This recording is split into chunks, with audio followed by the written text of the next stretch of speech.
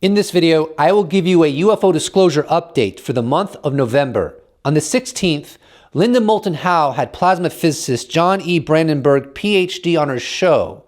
He discussed evidence of ancient thermonuclear explosions on Mars, and also did so at the recent 25th Mars Society International Convention that was held from October 20th to the 23rd at the University of Arizona, Tempe. Brandenburg asserted high levels of xenon-129 and other radioactive isotopes on Mars were created by not one, but probably two hydrogen bombs that exploded nearly 180 million years ago above the Cydonia region in the northern hemisphere of Mars. 3.7 billion years ago, Mars is believed to have been a watery planet based on NASA's scientific evidence.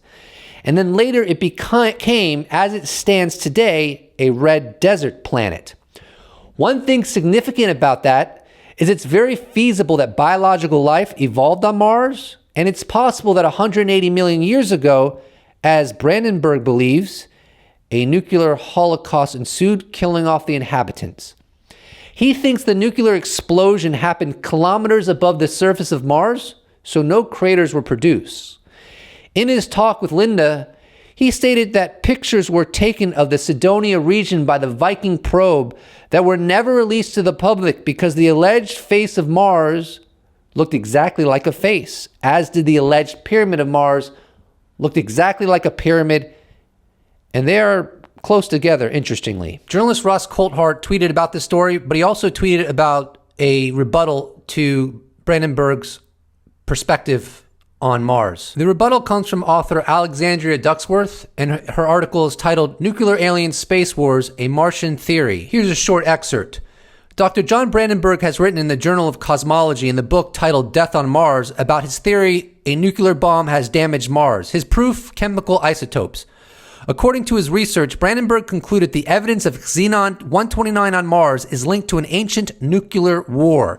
At first, Brandenburg believed it was from natural causes. Later, he concluded it was an epic intergalactic battle. No matter, there are problems with Brandenburg's theory, according to many scientists and skeptics alike.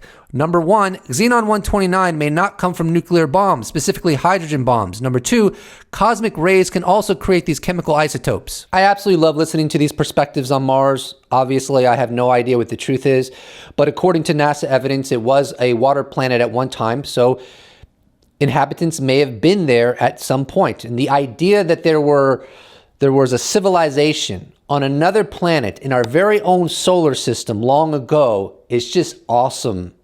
Kind of hope it's true. David Haith informed me of an old interview between Dr. Roger Leir and Art Bell.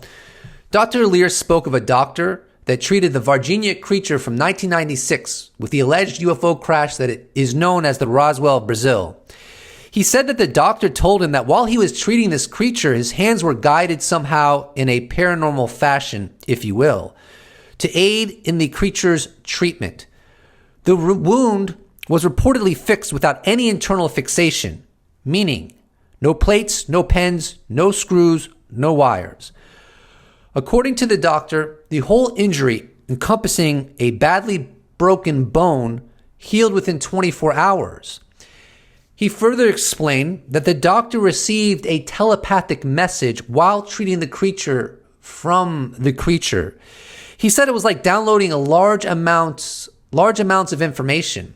Roger Leir asked the doctor if he could tell him what he learned from the creature. He said he was only going to tell him a very little bit during the meeting. Here's a direct quote from the interview. And he said the first thing the creature said, and of course this is telepathically, was that he felt sorry for human beings. And I said, why? And the answer was because the creature said that we could do everything that they could do, referring to like healing as an example. But we didn't know how to do it. And number two, the other reason he felt sorry for human beings is, and this is very, very prophetic, said because we were totally detached from our spiritual self. Now that is an absolutely amazing story from Dr. Roger Leir, that one of the doctors that was treating the creature from the Varginha UFO crash was sending him telepathic messages and stated that we can do what they can do in terms of healing themselves of injury and disease, I take it, and that we are separated from our spiritual self. And I wonder if the suggestion is that we must become connected to our spiritual self to be able to heal ourselves the way they reportedly are. The idea that the human capability is much higher than we think in terms of self-healing is a rather intriguing concept. I know that UFO Joe has covered the person named Bill Bengston a lot, who is known for reportedly curing mice of cancer, utilizing a method that I think is called rapid image cycling, where you cycle through very rapidly. I think you cycle through images that resonate with you, things that you want, that matter to you. That healing methodology that Bill Bengston promotes is beyond the scope of this video, but nevertheless, the idea that we could be better in that department than we are is quite fascinating. Journalist Billy Cox dropped a really amazing article today titled, "Nearly 3 weeks and counting. Is the Pentagon concealing sources and methods or something worse?" I'm going to share a few excerpts, but it's a rather long article, and to get the totality of it, which is all very interesting, you can check out the description below where I leave a link. Well, if this drop watch were a spectator sport, Terry Lovelace would rate a courtside seat, because if what he says is true, it requires you to believe the book he published 4 years ago was so problematic it invited a year's worth of broad daylight helicopter harassment over his home outside Dallas. Immediately after the publicity splash, he says, drab olive military 2- and 4-seaters plus law enforcement grade Airbus 350s, all without aircraft registration and numbers, buzzed his house.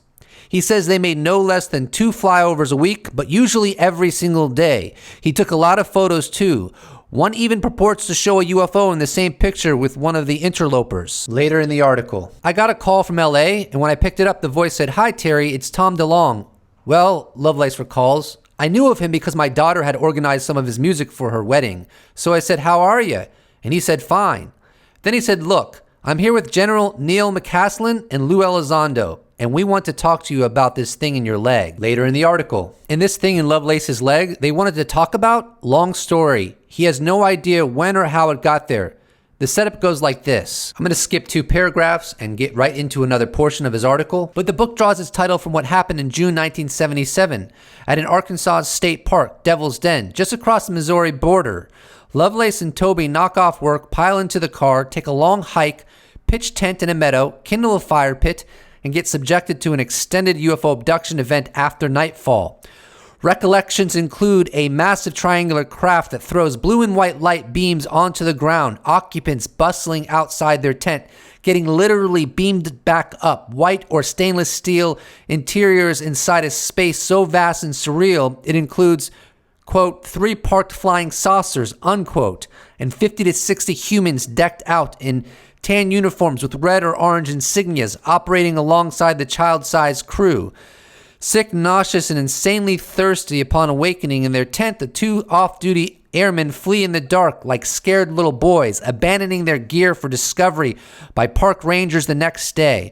Lovelace's eyes stung, as if I'd stared at the sun. Angry red sores erupt from head to toe, and his body turns beet red as if sunburned. Even his armpits, suffering from 140 degree fever, Lovelace is hospitalized, as is Toby, whose symptoms are similar. The ordeal concludes with an exhaustive grilling by the USAF Office of Special Investigation. Its lead agent injects him with an unknown drug, leads him through hypnotic regression, and orders him to shut up about everything. Toby is promptly reassigned to another base. The 2 never see each other again, and according to Lovelace, Toby eventually succumbed to alcoholism. Residual trauma revisits Lovelace in nightmares and even in the bedroom he shares with his wife of 46 years. Much further down the article, we get citations by Luis Elizondo. I can attest to the fact that TTSA was interested in speaking with Terry regarding possible biological effects that he may have suffered, states former ATIP manager Elizondo. Biological effects are a potential serious aspect of what we studied in ATIP, and we now know that certain elements with the U.S. government are equally concerned as we were. If Terry is suffering any medical consequences as a result of an alleged encounter with a UAP while serving in the military, then he deserves medical care. Elizondo continues. It is my experience that helicopters of unknown utility have been reported by certain individuals. It is not yet known if this is some sort of intentional harassment or simply a matter of being near a congested flight corridor. Obviously, flying a helicopter is expensive and logistically intense if this were some sort of campaign to intimidate individuals on a regular basis. We would need to do additional research to better determine the nature of these incidents, he added, before making any sorts of proclamation. Terry is a good person who is also credible. I believe Terry and others are convinced their experiences are legitimate. In getting close to wrapping this video up, I want to share with you a citation that I found on Twitter that I find absolutely fascinating. Interestingly, I've cited this citation before, but I've never knew exactly where it was. I just knew it was something that Whitley Strieber stated. And in the following excerpt, I believe from one of his books, he gives a really fascinating potential reason why some governments are reluctant to engage in what we call UFO disclosure. Later, I think I discerned the reason, which is an extremely odd one, almost funny, certainly pitiful.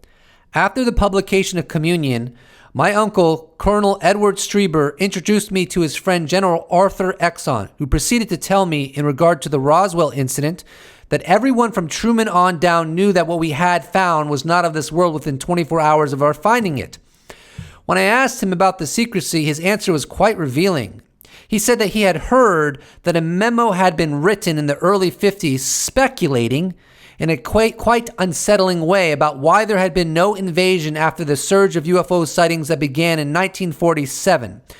The memo, he said, theorized that obscure laws of physics might prevent them, these intelligences, I suppose, from entering our reality without first convincing us that they were real, and that official admission might be the tripwire that would enable them to come through. I just realized this is a two-part tweet, so let me give you the next part that comes from Whitley's book. However, it was his work on the quantum perception problem that might have been germane to the memo. If parallel universes exist, and that's where our visitors come from, then it's conceivable that they might need us to believe in them before they can become invested in our reality. If so, then the whole vast UFO and close encounter experience could be a sort of military operation designed to open the door in our minds from their side. All very interesting and a possible explanation for the government's continued blanket denial.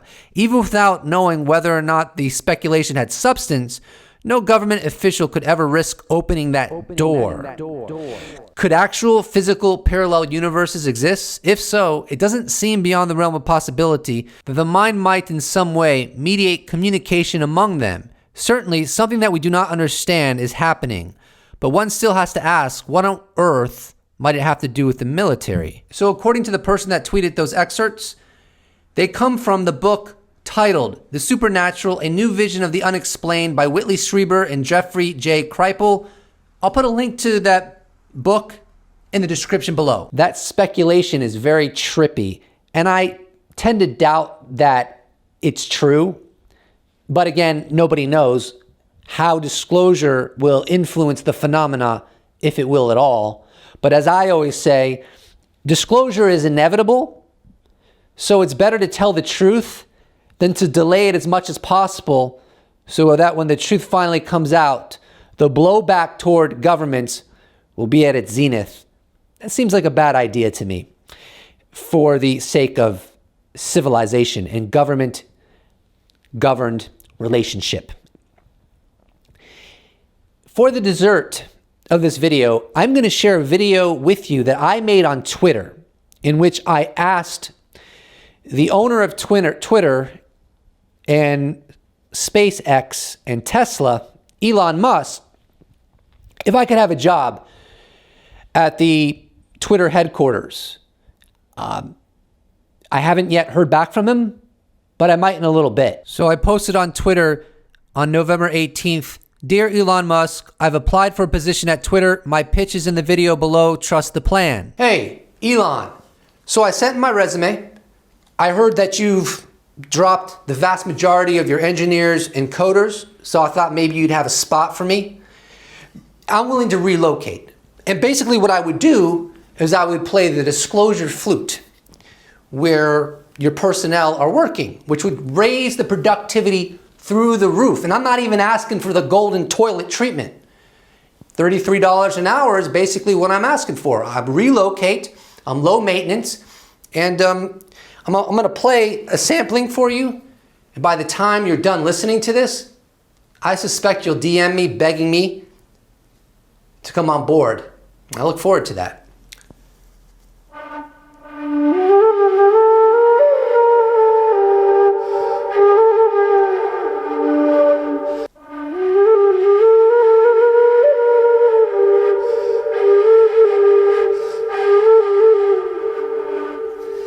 So just hit me up. I'm ready for it. And I can't wait to contribute largely to the increased productivity of your team.